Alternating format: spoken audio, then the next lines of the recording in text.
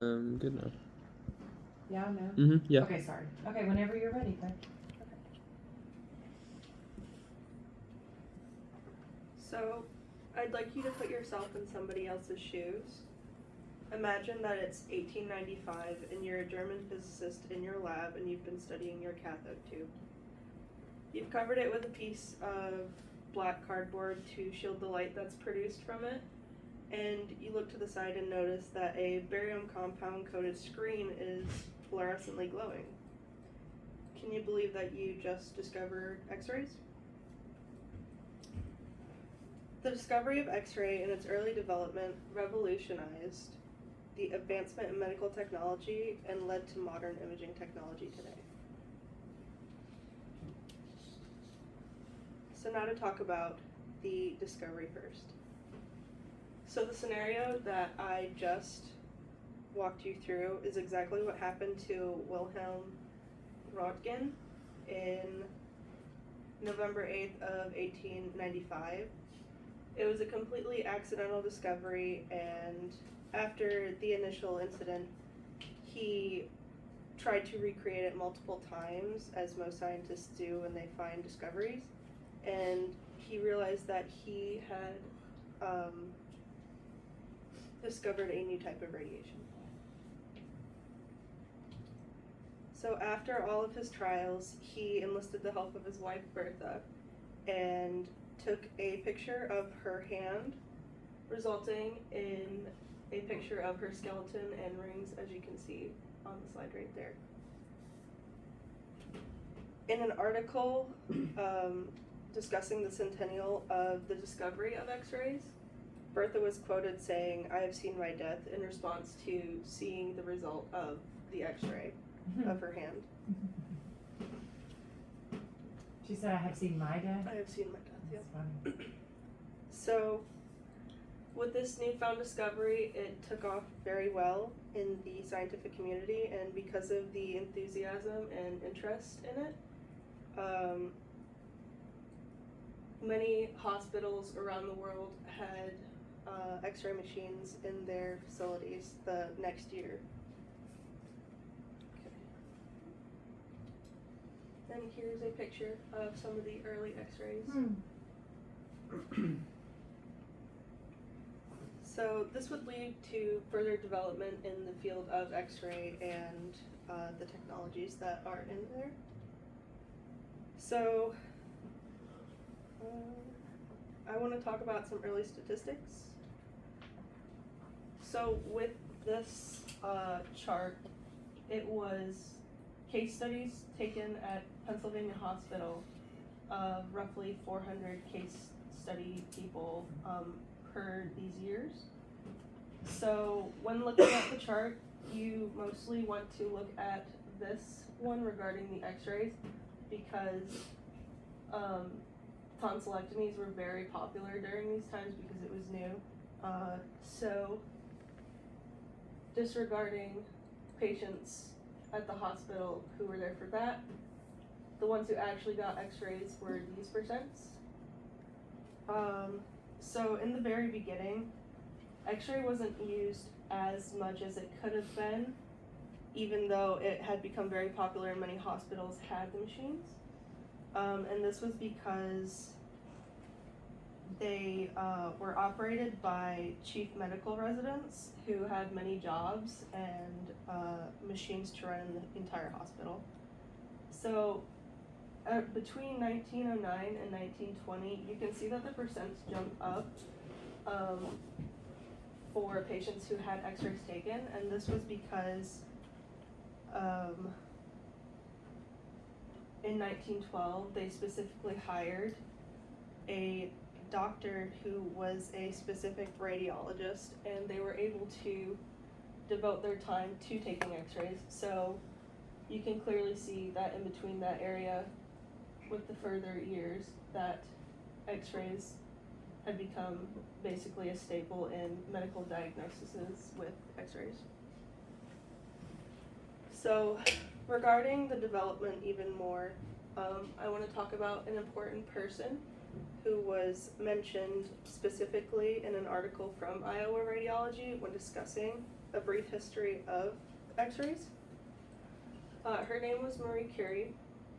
She was a French scientist who built the first mobile X-ray machine, and it was used in World War I to treat soldiers on the battlefield. So, her daughter, who was a military doctor, and her went to the front lines in World War I and helped treat patients, and during that time they trained a total of 150 women to operate the mobile machinery. And there's a picture of one of those machines. So, while there were developmental bounds, there's also dangers that occurred with early X-ray. Because X-ray and its side effects and dangers were very unknown in the early days, many early workers suffered from radiation poisoning and injury, including Marie Curie and her daughter and the technicians that they had trained. Another reason why a lot of early technicians were affected by radiation injuries is because when they would start up the machines to take the pictures, they would often put their hand in front of the light and wait to see a glowing light, which would result in radiation burns.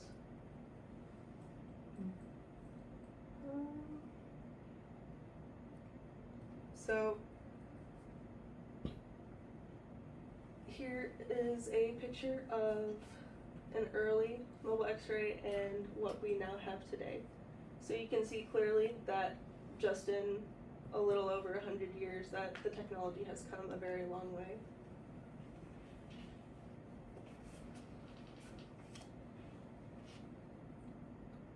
So now I want to talk about the lasting impact that X-ray has had on modern medicine. So the modern X-ray has truly transformed diagnostic procedures because before X-ray, they usually had to manipulate and physically check for breaks or sprains and fractures. So there was no more painful evaluations, and with X-rays, they then were allowed to have less invasive procedures because you were able to focus in on certain areas of the body that were either broken or sick. Imaging technologies obviously advanced as well with the development of CT machines, MRIs, and sonography, with branching out specific areas in radiology.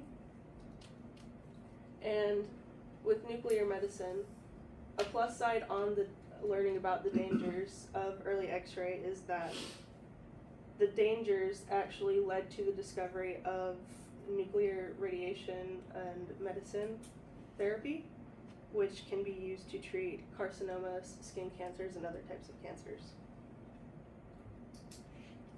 So today, X-rays continue to be a very widespread used system. They're found in many common medical settings, such as, if you go to the hospital with an injury, or routine checkups with medical screenings, or even going to the dentist and getting dental X-rays. They're also found not only in medical settings, but in everyday life too as well, at the airport, used in security screenings, and even art, conservation, and archaeology. So, while X-ray has continued to develop, it has stayed at the heart of medical progress, and so from an accidental finding to groundbreaking development, X-ray standards have evolved and become a routine in everyone's everyday lives in the world around them. Good job. All right, 2 questions for Claire about X-rays.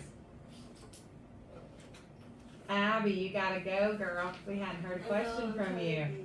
And Lily. Abby and Lily. Yes, Lily. How did they alter the X-ray machine so it wasn't harmful to people now? I think that's more discussed like specifically in probably a radiation course where they talk about the specific math and science and like very That would be a good specific physics of it. persuasive speech, Yeah. Claire. Some people would say they still are. But Feel a it lot bad for of damage is prevented from PPE. An early usage of it was people wearing lead vests or Mhm. even just barriers between them, so the ionized radiation didn't disperse and go on other people. Abby, what you got?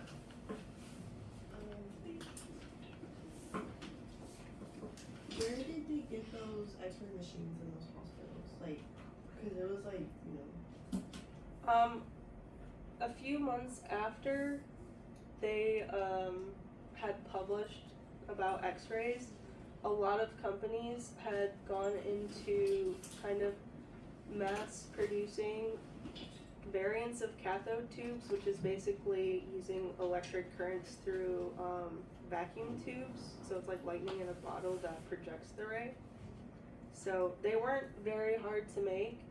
So they were kind of being mass produced, and not only were they just being used in hospitals, but they had a lot of just commercial use and people using them for like just, wow, this is really cool, look at this. And eventually they used x-rays to take people's shoe sizes sometimes. Really? Wow, that was how much it was exposed back then. Yep. Now we pay the low cost of Insurance. $10,000 per second to. All right, good job, Claire. Okay, so first six complete.